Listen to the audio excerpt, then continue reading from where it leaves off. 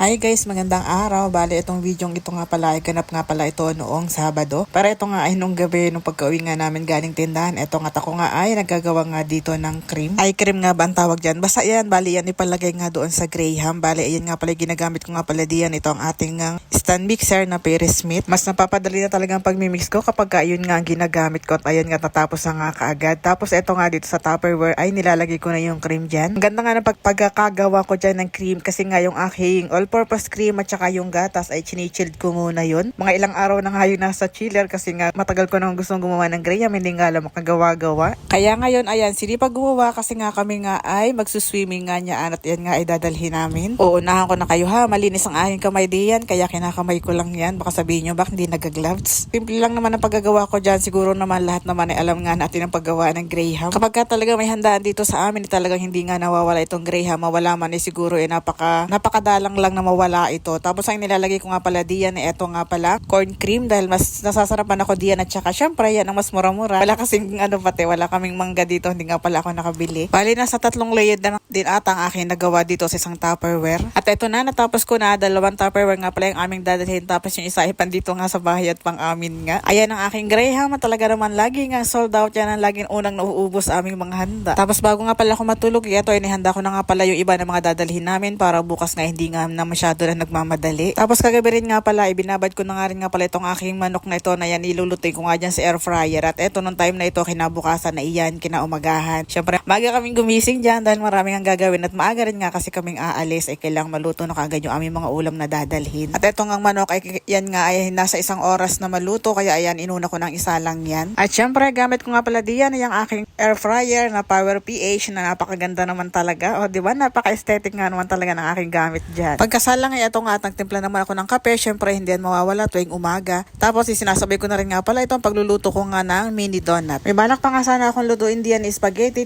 Kaya nga lang ay talaga nang hindi na nakakayanan. Kulang na nga sa oras. Abay, iisa lang ang aking katawan. Mabuti nga at medyo maaga rin nga ako nagising diyan. Abay, nagising sa alarm clock. Kapag ka mga ordinaryong araw kasi kahit may alarm clock ako, abay, hindi talaga ako nagigising. Pagkatapos, ayan naman si Mr. na rin yan, magsasaing na rin siya. Bali, sa rice cooker nga pala kami magsasaing. Isang rice cooker lang yan dahil yung iba nga mga kasama namin, pinagsaing nga din namin sila. Tapos maya-maya, ito nga si kay Sherwin dumating na dahil siya nga doon magluluto nito yung isang ulam. Yan na kasi ang aming chef ngayon dito, chef. Ayan, yan na kasi ang expert sa pagluluto. O diba, ayan nga, sabay-sabay na nga ang aming mga ginagawa diyan. Bali, ito nga pala ang aking chicken. Ayan, nakatapos na yan ng 30 minutes. May another 30 minutes pa ulit yan. At after 1 hour, ito na nga pala yung ating lechon na manok. Ayan, luto na. O diba, ayan, hindi ko na kasi yan sinapinan yung ating lutuan na yan. At ito na rin yung mini donut. Doon ko nalalagyan ng mga toppings yan doon na sa dagat na. At ito naman yung mga paa at ulo tsaka yung atay-ata. Ayan, isinama na dito. Adobo naman ang luto dyan. At ito naman yung manok na niluto din. Ayan, tapos na. Ready na ang aming mga pang-ulam. Pagkatapos maigayak nga ng mga gamit, ito nga at pumunta na kami dito sa may tabing karsada. Noong time na yan, iniintay na nga lang namin yung tricycle na aming sasakyan. Nung una, isang tricycle lang yung aming inarkilad yan dahil akala nga namin di kakasya na nga. Pero dahil nga medyo marami-rami nga kaming dala ay medyo mabigat daw. Kaya ayan, kumuha ulit kami ng isa pang tricycle at nung time na yan, iniintay na nga lang namin na dumating. Mabuti na nga lang at may nakuha nga yun kasi katabi namin ay aalis daw tapos yung isa naman sa bayaw ko ay ewan ko kung bakit tayo sumama. At ayan nga nung time na yan ay nakaalis na kami at nakasingle nga pala kami mag-asawa tapos meron pa rin isang single. Bali yun kapatid nga ng aking mister. Nasa unahan na sila. Ayan, baka mapansin nyo na naman wala kaming helmet diyan. Huwag kayo mag-alala dahil medyo malapit-lapit lang naman yung aming pupuntahan. At nung time na ito, nandito na nga kami sa may Mondragon Beach Resort. Medyo marami-rami kaming nadaanan. Nasa 3 na ata yung nadaanan namin. Kaso nga lang ay puro wala lang mga bakante na na cottage. Ay gusto nga namin ay may cottage. Bale, ito ay katabi din nga lang ng Pitugo at mabuti na nga lang no kami ay nakarating dito. Ay may isa pang bakante kaya ayun nakaabot kami. At ayan, pagdating dito, ayan naglilista na nga pala ako diyan. Tapos meron nga pala dito silang entrance fee. Bale, ang bayad nga pala diyan ay 10 pesos sa adult tapos 7 pesos naman dun sa mga bata. Medyo matagal-tagal ako nagsulat diyan dahil nga yung iba yung mga hindi ko alam yung edad ay mga pinagtatanong pa nga namin kung ilang edad nga at ayan nga at nagbayad na rin nga pala kami.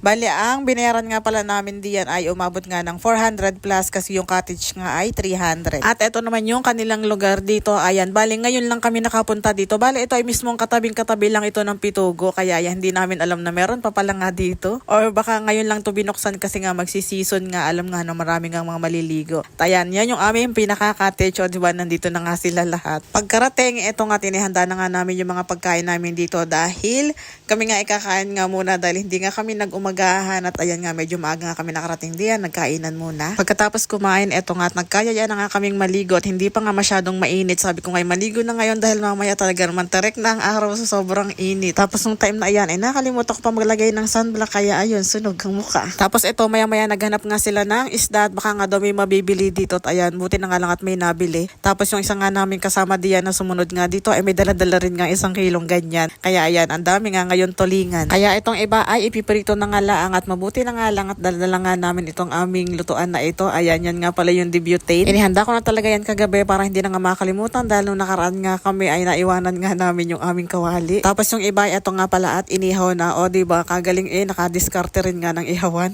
May lumapit din dito nagtitinda nga ng chicharon at ayan nga at nagbilihan din nga. Ayan, thank you sa nanlibre nga nito. At dahil ito nga ay tanghali na, ayan, yung iba nga ay pinakain na namin. Sabi nga namin nga nagugutom ay kumain na dahil nung time na yan ay tanghalian naman. Hindi na rin nga pala ako nakakain diyan ng kaninong tanghalian at puro ulam na lang yung pinapak ko ng pinapak dyan. Pati nga pala isang buong manok na air fryer, abay hindi ko na nga lang din na videohan nung kinain namin yan. At ayan, syempre, hindi nga pala mawawala diyan ay yung ganyan sayawan, lalo na nga may mga talab na yung mga yan, o diba?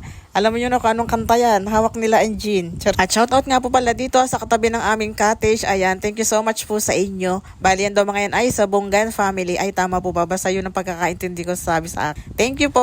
O diba, talagang sayang-saya lang. Ay talaga naman, tumudo na talaga ang tama diyan ng ating Hinebra. Hindi na nga lang din pala ako nakabidyo ng iba pang mga ganap diyan. Kami nga pala ay lumublob ulit or naligo nga pala ulit kami bago ayan, nagligpit na rin nga kami ng aming mga gamit. Dahil nung time na iyan ay medyo malapit na nga yung pagdating ng aming tricycle na magiging sundo. At nung naandyan na nga ay ayan, utay-utay na nga nilang hinahakot yan nga doon sa tricycle. At kami na rin nga palang nahuli dito at ayan, syempre chinek nga namin baka nga may maiiwan o diba may magiging ebidensya tayo dahil may video. Ayan, thank you po sa aming nagamit na cottage na ito. Talaga namang medyo nag-enjoy din ang swimming na ito. At ayan nga, fast forward na, nandito na nga kami sa amin at ayan, nagdatingan na rin nga yung iba namin mga kasama. Yun lang, salamat sa panonood. Hanggang sa muli.